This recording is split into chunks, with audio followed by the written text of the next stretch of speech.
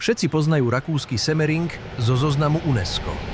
Ale málo kto vie, že jeho menej drsnejší brat stojí priamo v srdci Slovenska. 32 kilometrov trate, ktorá musela prekonať 500 výškových metrov, 7 000 robotníkov, väčšinou talianskych majstrov, tu v 8-hodinových zmenách dňom i nocou krotilo Kremnické vrchy.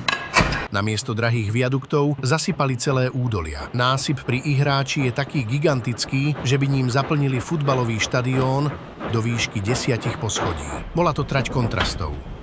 Rušňovodiči v naškrobených bielých rukavičkách ovládali stroje, ktoré raz zastavilo niečo nečakané.